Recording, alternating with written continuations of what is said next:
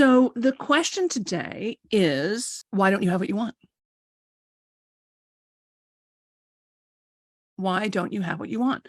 So the first part about that is what is it that you want? What is it that you want? What have you wanted for a while that you've just been not getting or been trying to get and haven't had or really wanted and worked for, but just doesn't seem to be happening? I know it may feel a little self-revealing, but sometimes a little vulnerability is good for us. Passive income, what else? What else do you want? What else are you looking for? What do you want? What's the thing that you're like, God, why can't, I've done all the work. I put it in my journal. I do my affirmations around it. I've done my shadow work around it. I've been journaling about this forever. Like, what is it that you want that you do not have?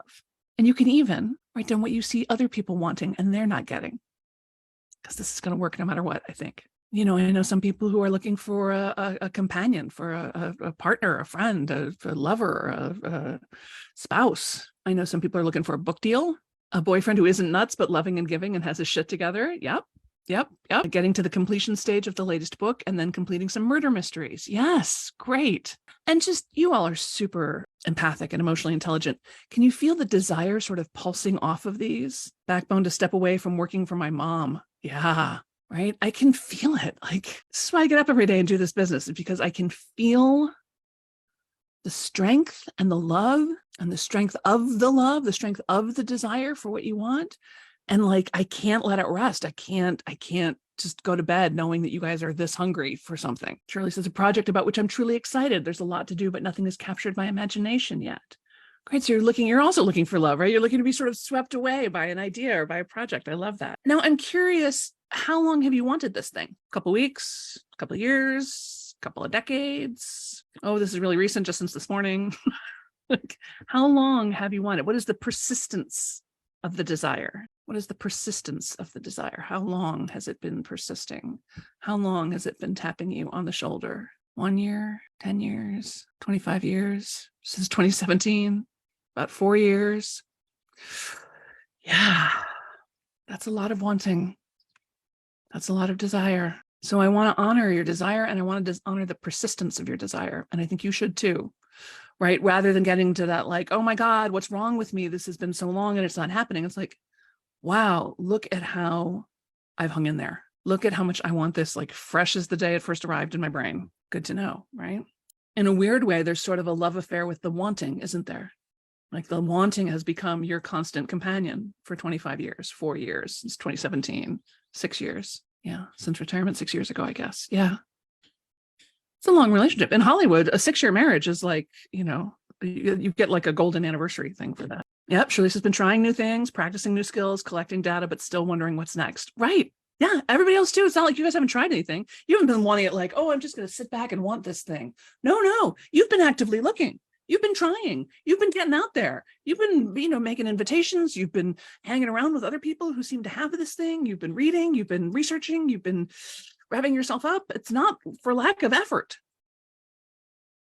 So again, if we're going to make some little monuments in our mind, let's make a monument to the desire. Let's make a monument to the persistence, the longevity of the desire, and let's make a monument to your innovation and how you have kept at it and kept trying. I mean, as somebody who, well, I either had an amazing career in Hollywood or I didn't have a career in Hollywood at all, depending on how you're looking at it. In the overall scheme of things, I was paid to be on television. Like, I did have an agent. I am still a member of the Screen Actors Guild. I voted to authorize the strike. Like, definitely worked. But I'm friends with people who are in the 0.0001 percentile of that. And I know that there are people who would look at my acting career, even me sometimes, and go like, wow, that was a failure. Like, you took the best years of your life and pissed them away doing, fighting for 2 lines on a sitcom, when you really could have been doing something else with your life. And I want to say the opposite. I want to say those of us who hang in there and keep trying, even when all the evidence is against us, and even when all the signs are against us, and even when everybody else in our life is going like, are you crazy? Like, what is the matter with you? Why don't you just open a flower shop? Why don't you just find somebody nice and marry them? Why don't you just write a book if you want to write a book? It's not that hard. But you have hung in there and you have tried all kinds of different things. And that's amazing. So now I want to know, what do you think is getting in your way? Why do you think you don't have this?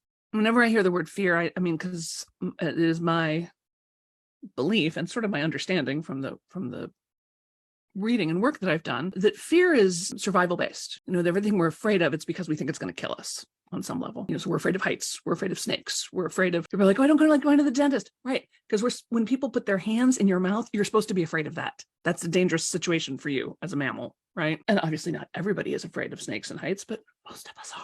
And for good reason, because those things can kill you. Success, judgment, change. Yes, those things can also be very dangerous, right? Other people's judgment, as much as we may wish to be the kind of person who doesn't give two figs about what anybody else thinks, we're tribal animals. Of course we care about what everybody else thinks, right? Lack of opportunity, illness off and on, okay? Not allowing myself to make the time or even believe I can take the time to work on my own stuff for passive income, not wanting to burn ties with mom, okay? Good. And so again, for those of you who are playing the at-home game, go ahead and write down for yourself, right? The questions are, what do you want? What is it, this thing that you want that you feel like you don't have? How long have you wanted it? What do you think is getting in your way? What do you think you would have if you got it? So if I had this passive income, I think I would have XYZ. If I had these books published, I think I would have XYZ. If I had this wonderful, artistic, fun, has his shit together boyfriend, I think I would have what? Agency. Oh, good. Yes, that's excellent. What else? What do you think you would have? I see what you're afraid to lose, right? Or what's kept you, but what do you think you might gain? Fulfillment. Yeah. John says, I believe in me. I've learned patience and I have the desire and purpose to not give up. May all beings be happy. Right there with you, John. Amen. Exactly. I'd love one or two more. What else do you think you might have if you got this thing? Passive income is more breathing space and welcoming in more money. Awesome. All right. So now let's pretend, just for the moment, that this other thing is really the thing you want. The agency is really the thing you want. Respect is really what you want. More breathing space is really what you want. Fulfillment is really what you want. So where is that in your life right now? In your life as it exists right this very red hot second right now, where do you feel like, oh, that I'm fulfilled by that? That when I think about that, I get that feeling of fulfillment that I want from that other thing. When I think about agency and I think about this area of my life, I feel like I have that kind of agency and I would really also like to have it over here. When I think about respect, I really feel it over here in my life. I know I want it from here, but I'm already feeling it from here, right? So if I had more breathing space, where is a place in your life where you already have more breathing space? So I want you to notice where you are already getting what you want. So Lori says, great, from my husband. Right, so the respect that she's hoping to get from publishing some of her books, she feels she already has at home. That's beautiful. I'd encourage is for you to open up the doors of that a little bit, because I bet it's in more places even than in your relationship with your spouse. So where else is it? And where else is it? And where else is it? Does it really have to come through those books, or is it just something you want more of in your life in general? Can we get it through other passageways? I'm not saying it's not going to come through the books. I think it will, but I think it will come more easily when you come to that desire, not from a place of absence or lack, but a place of fullness and overflow. Do you get what I'm saying? This is a little uneven ground here. This is not like a straight line, but I know this is not your first self-help rodeo either. So let me just say what I've been saying again. There's something that you've wanted for a long time, and I want to honor that desire and that thing that you want and say, yeah, you want that. That's good. You should have that. I agree. Right? And I asked, how long have you wanted it? So we took a look at the duration. How long has that been in play for you? How long has that been tugging on your sleeve? And for a lot of us, it's been a long time, over 10 years, over 25 years, our whole lives. So we honor the duration. We honor how long you have kept that flame, that torch aloft. That's been a lot for you. And then ask what you think is getting in your way. And now the next question was, what do you think you would have if you got it? That thing that you wanted for so long, what do you think you would have then? What would you get? And the answer was fulfillment, respect, agency, more breathing space. So now my question is, where are those things already existing for you? I just want to feel relaxed and comfortable and restful around money. Okay, great. Well, where else do I feel relaxed and comfortable and restful? Oh my gosh, in my bed with my nice duvet. Great. Now I'm going to look for that feeling in other parts of my life. And I'm going to start to notice how I am a welcoming home for that feeling. Do you have a place in your life, in your heart, in your spirit, in your mind, in your day-to-day, in your calendar for you to have this thing that you want? And I don't necessarily mean like you've got to decorate the baby's room before you get pregnant. Believe me, I don't mean that. But is there space in your Is there room that could be turned into the baby's room? Is there space in your heart? More is there space in your vision of your life for yourself, right? So where could you take the result of this thing you want, the freedom, the breathing space, the agency, the respect, the newness, the delight, the flirtation, the sex? Where else can you be finding it? Not that you can't get it from the way that you want it, you can, but where else is it already? Where can we become a more welcoming home for that? Where can we make more of our life about that feeling? Are you telling 1 to 5 people a day about this desire of yours? Are you mentioning it? Are you having sales conversations? Are you engaging other people who are already doing the thing you want to do? Are you reaching out to them? Because I have long maintained, you've all probably heard me say this 1,000 times, if you spend 15 minutes a day focused on the thing you want, and you have 1 conversation a day with someone about the thing you want, someone you like and respect, you will get what you want. You can't not. I've been doing this part-time since 2001, full-time since 2009. I have never had anybody prove me wrong. They either didn't do it, right? They either didn't spend the 15 minutes a day, or didn't make the phone calls, didn't make the pings, didn't send out the emails, or they did it and it worked, or even they did a little bit and it worked, right? So if you are having an uncomfortably resonating feeling about like, yes, it's true. I've been saying that I wanted this for a long time, but I've not made 15 minutes a day for that. I've not spent 1 day reaching out, cultivating a feeling I already have, by the way, right? So I can take that respect that I already have. I can take that breathing room that I already have. It may not be a lot, but it's some, and I can spend 15 minutes and 1 reach out a day to create more. If you have trouble with that, I want you to sign up for the Calm Sales Conversation call on Saturday. It is technically a conversation, Calm Sales. It's $97, satisfaction guaranteed, or your tuition cheerfully refunded. There's a couple of upsells. Don't worry about them now. Just sign up for the $97 thing. We'll worry about the upsells later. Pamela says, Eureka, I have an idea. Thank you very much, Sam. Okay, y'all, this is how my work works. It is not that I have some unbelievable way or method and everybody should do things my way. That's not what I do. That's not how I teach. What I do is I think you know. So I just keep asking you questions and playing imagination games and coming up with little charts and games and things for you to be able to figure out the right way for you. So Pamela, you're welcome. My pleasure. That's what I do, is I try and get you into a space in which you can hear the answer that's been knocking on your door the whole time, in which you can remember the version of yourself for whom this is easy, in which you can open your heart to a new way of being today, right now, that makes what you want effortless. This is my invitation to you, is come on. Even if you're like, I don't do sales, I'm never in sales. Okay, first of all, you're selling all the time. You're trying to talk people into stuff all the time. You're trying to get what you want all the time. Everybody is. It's not you. Everybody is. You all already have great communication skills. Don't get me wrong. You are all incredible communicators. But there's this moment that comes, right, when you need to say, I'm doubling my rates. Where you need to say, it's a $10,000 retreat. Where you need to say, would you like to go to the movies with me? You need to say, hey, you got to back off that from me. I can't have that conversation with you. Not now, maybe not ever. And you're not saying it.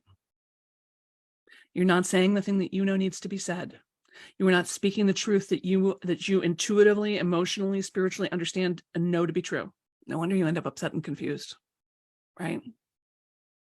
So I want to give you some steps so that you can always be coming at this from your highest and best self, from your most confident, your most playful, your most divinely inspired, your most wackadoodle, delightful self, so that you're never coming at it from a place of fear or lack or insecurity or horror or sadness, right? I want to give you a few ways to tap into your highest and best self, your highest and best self-communication skills, so that you can have conversations that are going to get you what you want really easily, delightfully, and probably a lot faster than you think. So if you are hearing this and you are not already signed up for the Calm Call, it's on Saturday. There will be a recording. You get lifetime access to that recording. I am going to do some stuff in breakouts, but probably not a ton, and it'll be mostly at the end. So if you can't be there live, it's still totally worth it for the recording and for the scripts. And you also get this training called How to Make $1,000 Anytime You Want, which I have to say is kind of a magical training. It's great if you've got money story stuff, money issues. It's great if you've got like, I don't know what I would sell. I mean, people are always saying I should sell this or sell that, but I don't really want to. I don't know. What about this? It is designed especially for highly creative people to kind of walk you in the side door, spin you around 3 times, blow some fairy dust on you, and then you magically have a plan, an actual workable plan to sell something. And we figure out what it is with you during the course. It's like 1 or 2 sessions. It's like 90 minutes maybe. And for you to make that $1,000 in the next week or 2, that's really what it's designed. It's designed as a short-term play, maybe 3 weeks. But so it's not like, oh, this is your business plan for the rest of your life. It's like, no, this is your short-term plan to prove to yourself that you can bring in money doing something you enjoy doing or selling something you enjoy selling. I was going to say it's never not worked. That's not true. What happens is people listen to it, they get really inspired, and then they psych themselves out and then they don't do it. And then it doesn't work because they don't do it. As far as creating a plan, it's pretty great. So if you're like, well, Sam, I don't know why I would take a sales thing if I don't have anything to sell. First of all, again, you are selling all the time. And second of all, you get the bonus that solves that problem for you. Lori says, I'll be there. Excellent. Teresa says, totally agree with you, Sam. Thank you so much. Shahira, thank you. I'm working with being comfortable in the transition of who I want to be. Yes, right. And I think I love the way you've phrased that, Shahira, that our job is to be comfortable in transition. Our job is to be comfortable all the time, even in discomfort. Our job is to be comfortably ourselves, even when we're not entirely sure who that self is. People say all the time, oh, I hate change. And I always say, really? Because change sure does love you, right? Change is the nature of the universe. Change is the nature of things. We are always in a state of change. We don't like anticipating change, but when change is actually happening, we're actually pretty fluid with it. We're pretty good. So I want to encourage you that you are, again, already comfortable, and find the other pockets of your life where you are already comfortable and put a little more focus on those. See if you can't lean into those a little more, blow them up a little more, and increase your sense of comfort and well-being no matter what's happening. If nothing else, hop over to therealsambennett.com and get on the email list. If you are not on my email list, then you're missing a ton of stuff, because mostly I communicate through email. I try to put stuff on social media as well, but it's not always the good stuff. That's not true. It is good stuff. It's just different stuff. I finally recognize that social media is a separate channel than email. So if you are visiting with me, if this is your first time, please hop over to therealsambennett.com. There's a couple of free opt-ins there. You can just grab whichever one appeals to you and get on the email list. If you're already on the email list, then you definitely want to join me for Calm Sales this Saturday, $97. And again, if you're not happy with it or you don't feel like it was worth it, I will cheerfully refund your tuition. No questions asked, not to worry. I am very excited about what's going to happen on Saturday. So I hope that you'll be there with me. Even just the little transformation we were able to do here, I hope you felt it. I feel a little shifting going on. I feel a little curiosity. I feel a little wiggle, a little like, oh, and you know, that's my favorite sound, right? Oh, I could do that. Oh, that might be easy. Oh, and Pamela said, I just had a great idea. Yeah, that's what I'm about. That's why I'm here. That's the whole point. Let's do one more breath and then say, oh, you ready? Let's inhale, 2, 3, 4, hold, 2, 3, 4, 5, 6, 7. Exhale, 2, 3, 4, 5, 6, 7, 8. Oh, I think it's delightful that you were here. Thank you so much for sharing this time with me. Thank you for doing this with me. See you Saturday.